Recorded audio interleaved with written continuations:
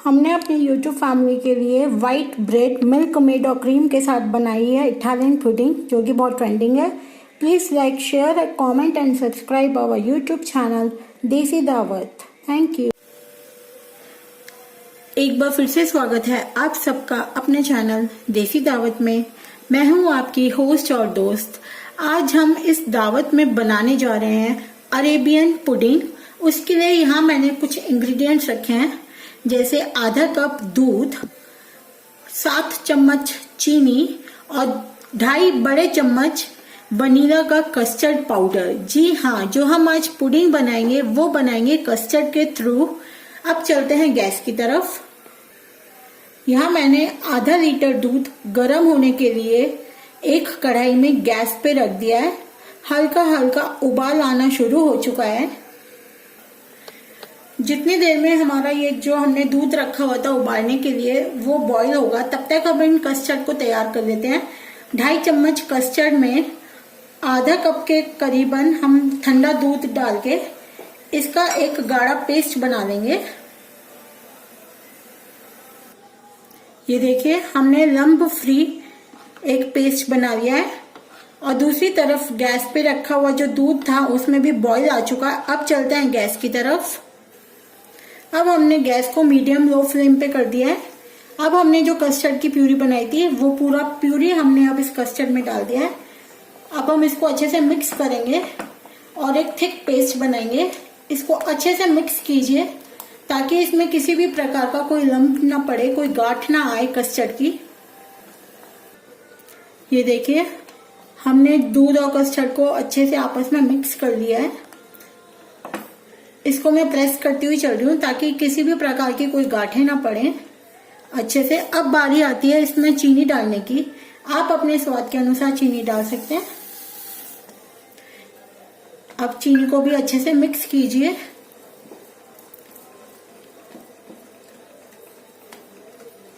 ये जो हम स्वीट डिश बनाने जा रहे हैं, बनती तो अभी गर्म है, लेकिन फ्रिज में रखने के बाद जब ये ढंग से बन जाएगी पुडिंग, बहुत ही अच्छी बनती है।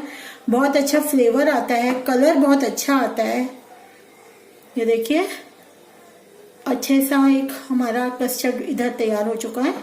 ये देखो, इसको 5 मिनट अभी हम अब फुल तेज करके अच्छे से थिक करेंगे। अब इसको थोड़ा सा अच्छे से, पर थोड़ा सावधानी से कि आपके ऊपर छींक नहीं आनी चाहिए। ये देखिए, अच्छे से मिक्स कीजिए। कुछ इस प्रकार से ये हो चुका है, एक सेमी थिक टेक्सचर में आ चुका है ये। इसको थोड़ा सा और अभी हम चलाएंगे ताकि ये थोड़ा सा और अभी थिक हो जाए।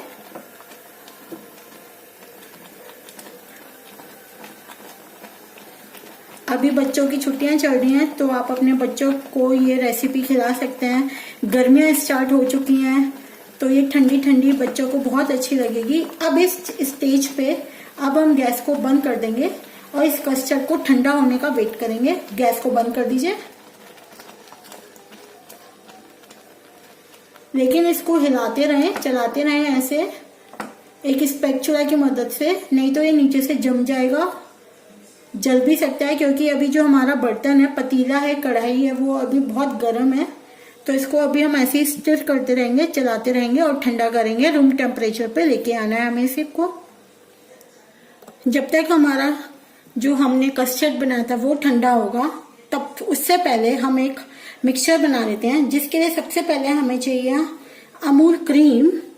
मार्केट वाली जो अमूल क्रीम आती है वो थोड़ी सी लें आप, क्योंकि जितना हेल्पफुल इसमें कस्टर्ड होती है रेसिपी में, उतना ही अमूल की क्रीम और जो मिल्क मेड आता है, कंडेंस्ड मिल्क जिसको हम बोलते हैं, उतनी ही हमें इन दोनों चीजों की जरूरत भी पड़ती है। अगर आपने 2 चम्मच के करीब अमूल क्रीम ली है तो 2 चम्मच के करीब ही आपको कंडेंस्ड मिल्क भी लेना पड़ेगा। इसलिए मैंने कस्टर्ड में आप लोगों को बताया था कि थोड़ा शुगर कम डालेंगे तो भी चलेगा।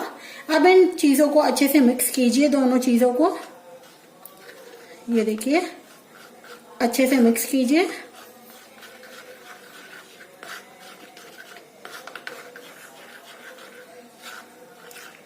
कुछ इस तरह की कंसिस्टेंसी आ जाएगी इन सब चीजों में।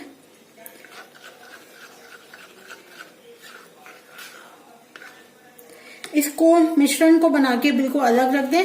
अब हमें चाहिए व्हाइट ब्रेड। आप किसी भी कंपनी की व्हाइट ब्रेड ले सकते हैं। हमें चाहिए 2 से 3 स्लाइसेस व्हाइट ब्रेड के। अब एक चक्कू की सहायता से या पिज्जा कटर की सहायता से इन व्हाइट ब्रेड्स को काटना शुरू करें। आप अपनी सर्विंग डिश के हिसाब से ब्रेड के पीसेस को काट सकते हैं। अगर आपका सर्विंग डिश बड़ा है तो आप फुल ब्रेड का भी इस्तेमाल कर सकते हैं।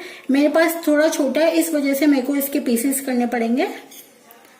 एक ब्रेड के मैं 4 पीसेस कर रही हूँ ताकि ये आराम से मेरे सर्विंग डिश में आ जाए। ये देखिए, एक ब्रेड के मैंने 4 पीस कर दिए। ऐसे ही मैं दूसरे ब्रेड का भी कर दूंगी। अगर आपके पास पिज्जा कटर नहीं है तो आप सीजर का इस्तेमाल भी कर सकते हैं, चक्कू का भी इस्तेमाल कर सकते हैं, कोई प्रॉब्लम की बात नहीं है। सीजर से और नाइफ से भी, चक्कू से भी बहुत आराम से ये जो ब्रेड है वो छोटी छोटी स्लाइसेस में हो जाएंगे, कोई टेंशन वाली बात नहीं है। ये देखिए, ऐसे इसको भी मैं काट लूंगी। ये देखो, काट लिए। अब जरूरत है हमें सर्विंग डिश की। यह देखिए, मेरे पास इस साइज का सर्विंग डिश है। अब जो हमने मलाई का, क्रीम का और कंडेंस्ड मिल्क का जो एक टेक्सचर तैयार किया था, एक ब्रश की सहायता से सबसे पहले हम सर्विंग डिश पे हम गार्निश करेंगे उसको नीचे, ताकि जो हमारा बेस तैयार हो वो भी थोड़ा स्वीटी हो, मीठा टेक्सचर हो उसका। ये देखो, अच्छे से इसको तैयार करें, चारों तरफ ये टेक्सचर लगाएं एक ब्रश की सहायता से।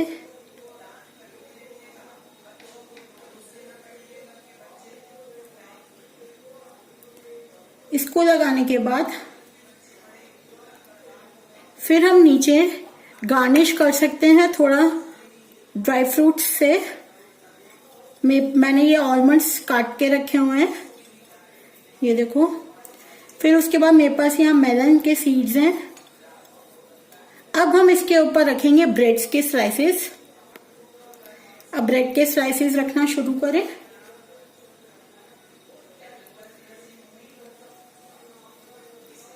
बहुत ही आसान तरीके से स्लाइसेस रखे जा सकते हैं,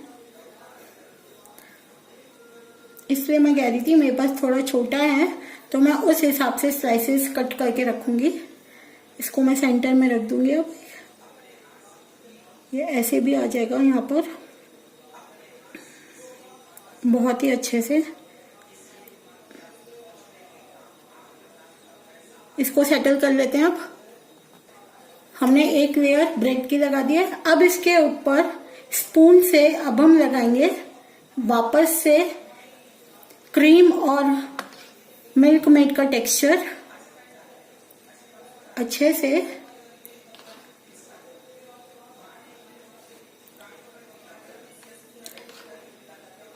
ये डिश बहुत ज्यादा ट्रेंडिंग चल रही है, तो हमने सोचा देसी दावत वाले क्यों ना अपनी यूट्यूब फैमिली के लिए बनाए ये डिश। इसलिए मैं आज ये रेसिपी स्पेशल यूट्यूब फैमिली के लिए बना रही हूँ। ये देखो, अच्छे से ब्रेड को हमने ग्रीस कर लिया है। ये देखो, अच्छे से ग्रीस हो चुका है।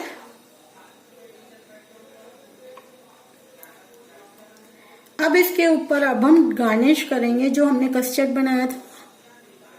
अब हम उस कस्टर्ड को डालेंगे इसके ऊपर। आप कोई भी कॉर्नर ना छोड़ें जिस पे ये मिल्क मेड और क्रीम का टेक्सचर ना लगाओ। अब बारी आती है कस्टर्ड की। अब हम डालेंगे कस्टर्ड का टेक्सचर इसके ऊपर। कस्टर्ड अच्छे से ठंडा हो चुका है। अब हम इसको डाल देंगे, गार्निश कर देंगे कस्टर्ड को। जो अब ये सीजन चल रहा है ये फुल ऑफ फ्रूट्स का सीजन है। अगर हमारा कस्टर्ड बच भी जाए तो हम उस कस्टर्ड में फ्रूट्स मिला के भी खा सकते हैं। ये देखो, अच्छे से गार्निश कर दें।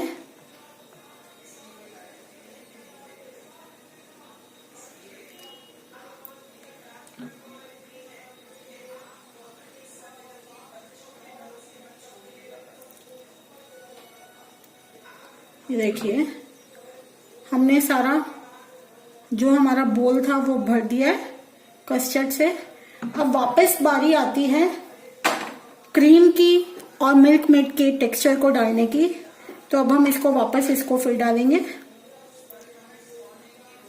आप चाहे तो अब अच्छे से कोई गार्निश करके ऐसे भी डाल सकते हैं, जैसा आपका मन करे।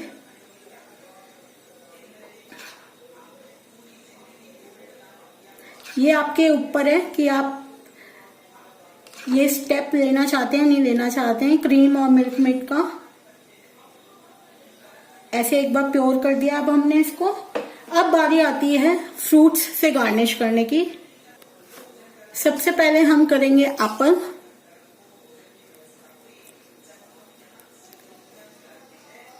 एप्पल हम इसके ऊपर गार्निश करेंगे। फिर हम डालेंगे बनानास। मैंने बताया ना ये सीजन बिल्कुल अब फ्रूट्स का सीजन है।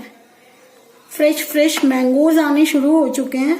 हमारे यहाँ तो 200 रुपीज kg मैंगोज हैं। प्लीज आप मुझे कमेंट बॉक्स में बताना कि आप लोग जहाँ रहते हैं वहां मैंगोज अभी शुरू हुए, और अगर हो गए हैं तो कितने रुपीस किलो बिक रहे हैं। अब डालेंगे हम ग्रेप्स। ग्रेप्स को मैंने काटा नहीं है, पूरे ग्रेप्स रखे हैं।